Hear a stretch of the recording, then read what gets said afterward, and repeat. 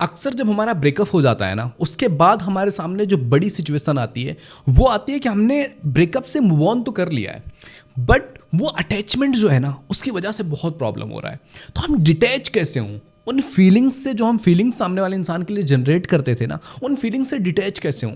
उसकी तो यादें आ रही हैं बार बार बार बार बार बार, और हम चाह करके भी रोक नहीं पा रहे हैं, क्योंकि यादों को रोकना पॉसिबल ही नहीं है, साइंटिफिकली भी पॉसिबल नहीं है। तो हम वो चीज़ें रोक नहीं पा रहे हैं। तो हम ये चाहते हैं कि यार डिटैचमेंट वाली स्टेज में आ जाए, जहाँ पर मुझे फ़र्क ही ना पड़ रहा हो सामने वाले इंसान से, सामने वाले इंसान के बारे में मैं इतना ना सोच रहा हूँ। तो आज की वीडियो में इसी बारे में बात करने वाले हैं कि ब्रेकअप के बाद खुद को डिटैच कैसे करें उस इंसान से। ओके, पहली बार चैनल पे आओ तो एक बार विजिट करके देखना कितना इंपॉर्टेंट है ये चैनल आपके लिए। अगर आपने मुझे इंस्टाग्राम पे फॉलो नहीं किया है, आईडी आपको दिख रही है, इस पर जाके एक बार विजिट करके देख लेना। डेली मैं यहाँ पे लाइव आता हूँ, तो आप मेरे साथ 1-to-1 कनेक्ट भी हो सकते हो। अगर आपको मेरे से पर्सनली बात करनी है, ये व्हाट्सअप नंबर दिख रहा है, इस नंबर पे आप मैसेज करके अपना स्लॉट बुक कर सकते हैं। तो देखो यार, जब भी आपका ब्रेकअप होता है ना, हम एक इंसान से एक टाइम तक एक रिलेशनशिप बना चुके होते हैं, एक टाइम तक उस इंसान से बातचीत कर रहे हैं, टाइम दे रहे हैं, उसके साथ घूम फिर रहे हैं, उसके साथ अलग अलग हमारी मेमोरीज हैं। और जब उस इंसान से हमारा ब्रेकअप हो जाता है ना, तो उस इंसान से ज़्यादा हमें वो मेमोरीज प्रॉब्लम में डालती हैं कि उस इंसान से जुड़ी हुई मेरी मेमोरी है, उसे याद करने की मेरी आदत है, डेली बेस पे मैं बात करती थी, तो वो टाइम आते ही हमारी बॉडी हिलने लगती है, हमें एंजाइटी होने लगती है, हमें बार बार उस इंसान से बात करने का मन करता है।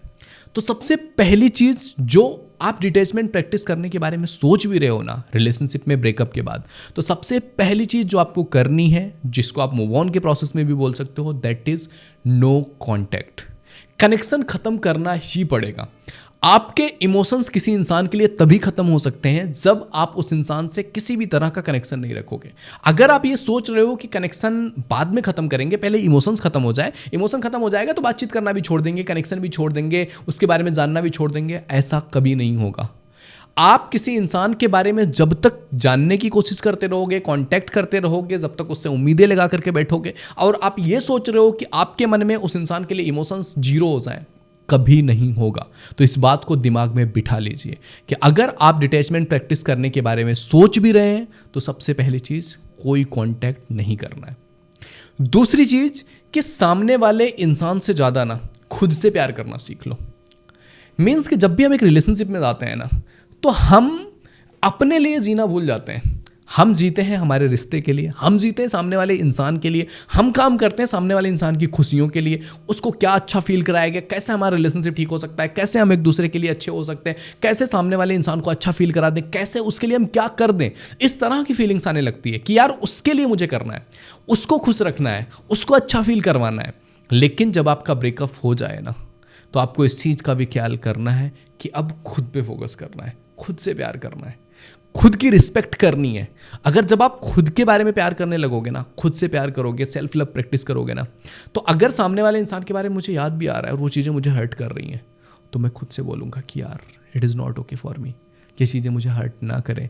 अगर मैं सामने वाले इंसान को बार बार बैठ करके उसकी चीज़ें पढ़ रही हूँ, उसके चैट्स पढ़ रहा हूँ, उसकी याद कर रहा हूँ, तो मुझे अगर खुद से प्यार है, मुझे दिख रहा है ये चीज़ें मुझे प्रॉब्लम कर रही हैं, मैं नहीं करूँगा।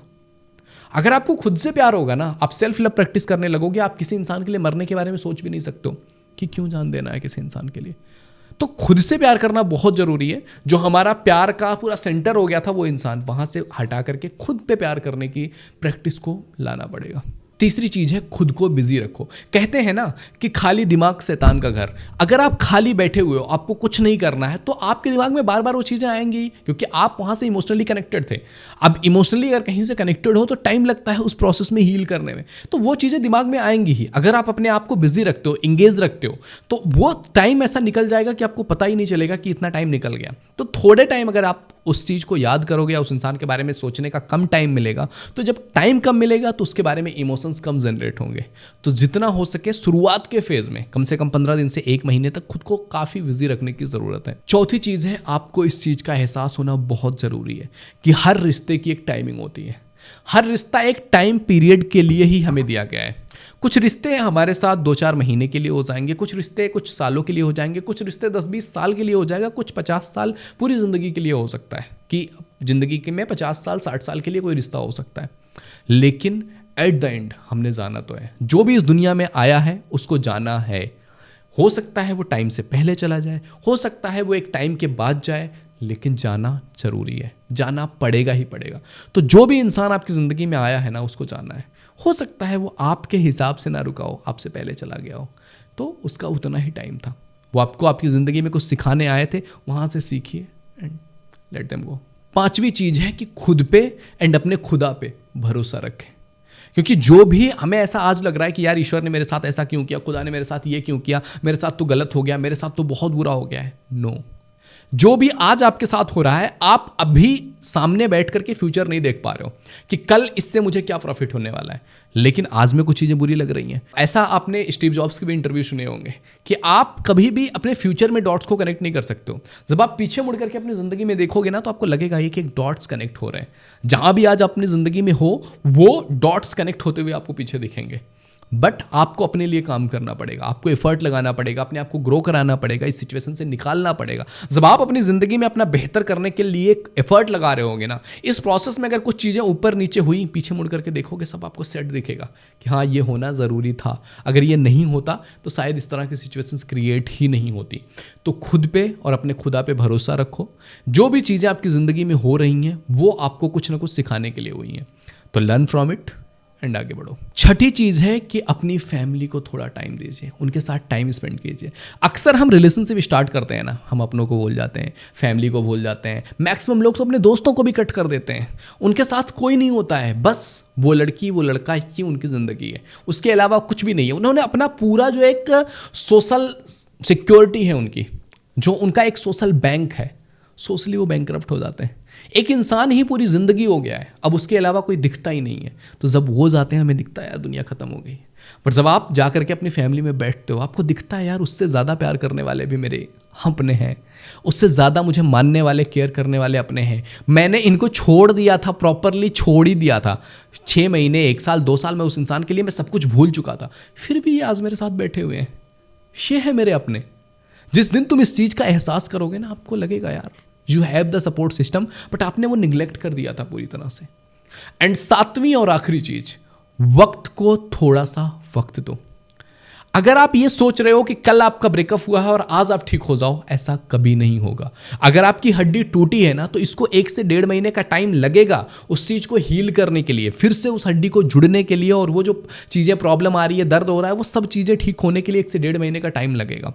अगर आप ये कह रहे हो कि नहीं आज ही जोड़ दो इस हड्डी को और आज ही सब ठीक हो जाए, एकदम बढ़िया हो जाए, नहीं हो सकता है।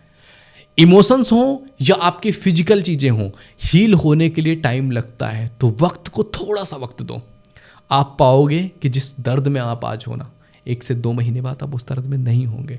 तो खुद पे भरोसा रखिए, खुद को थोड़ा सा टाइम दीजिए। तो ये चीज़ें अगर आप प्रैक्टिस करते हो, तो आपको इस सिचुएशन से डिटैच होने में ना काफ़ी हेल्प मिलेगी। आई होप ये वीडियो तो समझ में आया होगा। वीडियो पसंद आए तो लाइक जरूर कीजिए। पहली बार इस चैनल पे आए ना, तो एक बार विजिट करके देखो। अगर आपको लगता है कि सच में ये चैनल वैल्यूएबल है, तो डेफिनेटली यू शुड सब्सक्राइब।